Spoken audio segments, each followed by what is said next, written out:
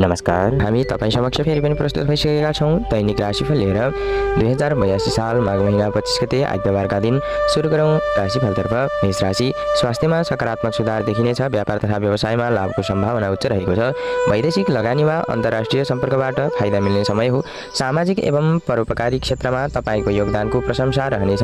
तपाईँको लागि आजको शुभ रङ केसरी हो भने तपाईँको लागि आजको शुभ अङ्क 1 रहेको छ। वृष राशि, स्वास्थ्यलाई लिएर सावधानी अपनाउनु पर्ने खालको अवस्था छ। इमान्दार प्रयास मार्फत लक्ष्यमा पुग्न सहज हुनेछ।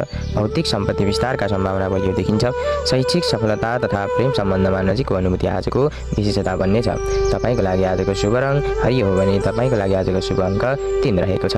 मिथुन राशि, नयाँ स्थानको भ्रमणले मानसिक ताजगी ल्याउनेछ। पुराना मित्रहरूसँग पुनर्मिलनको अवसर प्राप्त हुनेछ। स्वास्थ्य सम्बन्धी क्षेत्रमा गरिएको लगानी लाभदायक हुन सक्ने सङ्केत देखिन्छ। पारिवारिक मामिलामा मनमुटाव देखिन सक्ने भएकाले संयमता अपनाउनु पर्ने उपयुक्त हुनेछ।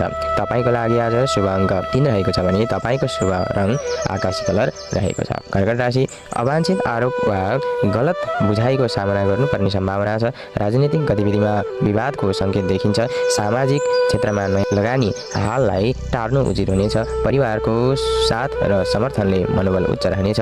प्रेम सम्बन्धमा सुधार आउनेछ भने तपाईँको आजको रङ निलो भने तपाईँको लागि आजको शुभ अङ्क 4 रहनेछ।